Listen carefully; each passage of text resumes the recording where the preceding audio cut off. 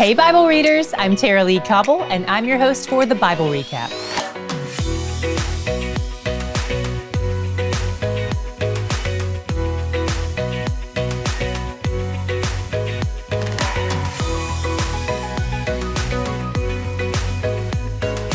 Today we finished our 23rd book of the Bible, the minor prophet Nahum. His words are directed toward the city of Nineveh, which is the capital city of Assyria. We've read a lot about Assyria lately. Yesterday, they planned an attack on Jerusalem after already attacking 46 other cities in Judah, but were thwarted by the angel of the Lord. And before that, they attacked and destroyed the northern kingdom of Israel and took its people into exile. And we've also read about Assyria's capital city, Nineveh, before. It's the city God sent Jonah to rebuke roughly 100 years ago. At the time, they repented, although Jonah wasn't too happy about it.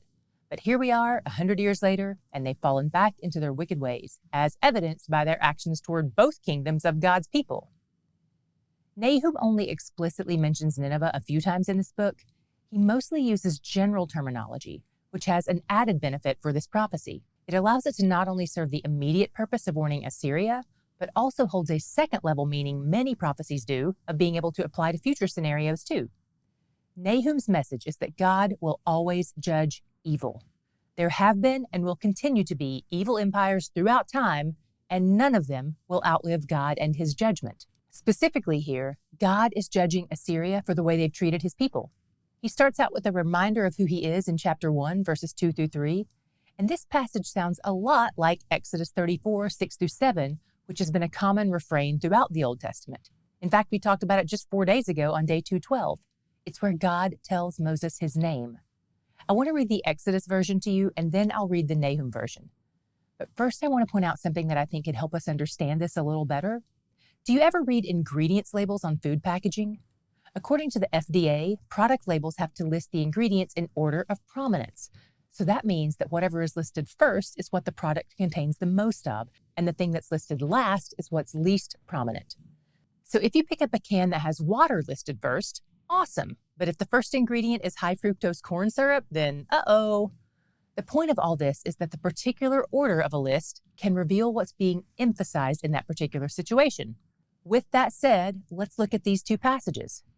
In Exodus 34, 6 through 7, God describes himself to Moses like this: the Lord, a God merciful and gracious, slow to anger and abounding in steadfast love and faithfulness, keeping steadfast love for thousands, forgiving iniquity and transgression and sin, but who will by no means clear the guilty, visiting the iniquity of the fathers on the children and the children's children to the third and fourth generation. In that passage, God is talking to one of his people and giving him a message to pass along to the rest of his people.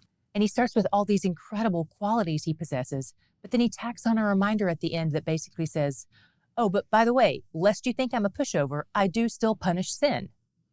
With that in mind, here's the second passage, Nahum 1, 2 through 3, where Nahum is talking to the enemies of God about who God is. He says, the Lord is a jealous and avenging God. The Lord is avenging and wrathful. The Lord takes vengeance on his adversaries and keeps wrath for his enemies. The Lord is slow to anger and great in power, and the Lord will by no means clear the guilty. Here, Nahum references the Exodus 34 passage, but he reverses the order. This is certainly intentional, and I think it's brilliant. How you view God and how God relates to you is entirely based on whether you know him or not. By the way, the Exodus passage that we keep seeing throughout the Old Testament is one of the sections we chose to offer as a memory verse resource in this month's bonus content for our Patreon supporters. So if you want to commit those awesome characteristics to memory, click the link in the description box or visit thebiblerecap.com and click the Patreon link. Throughout the book, Nahum offers reminders that God has his eyes on wicked people he's going to punish, but also on the remnant of his people that he plans to restore and bless.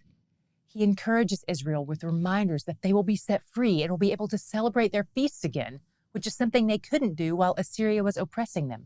Their cities were destroyed and they were exiled, but that's never stopped God before. He undoes the undoing done by our enemies. Near the end of the book, Nahum says the Assyrian leaders all fail to serve their people well. Their princes and scribes flee, and their royals are asleep at the wheel. The people of the land have no one to lead them, and they scatter.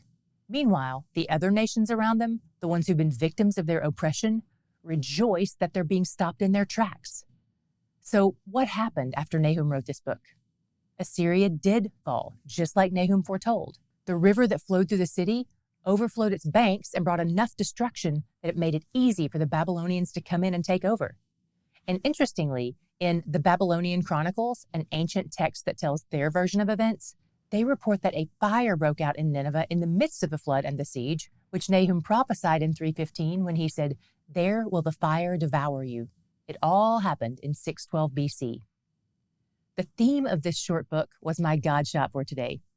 Nahum is a heavy book for sure, but ultimately it should encourage us because it points to the fact that our God is a defender of his people and our God addresses injustice. If you live in a country that has some form of systemic injustice or oppression, which honestly is most, if not all countries, be encouraged to know that God will deal with it. It does not escape him. It may take longer than you want. It may not be resolved in your lifetime, but our God is not blind to it. It may seem like no one cares or speaks up loudly enough, but nothing is lost on our God. When leaders mislead, God can still be trusted. It's just another reminder of why we can't put our hope in nations or powers because only God can rule in complete righteousness. I'm so glad he's my king forever. He's where the joy is. Do you know about the RECAPtains? Let me fill you in. It's a platform that offers us a way to provide you with more content that benefits everyone.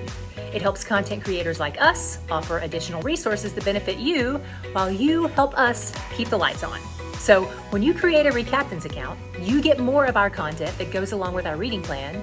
And we want to provide you with that. We want to provide you with such great content for free that you might in turn consider supporting us financially so that you get more of the content that you love.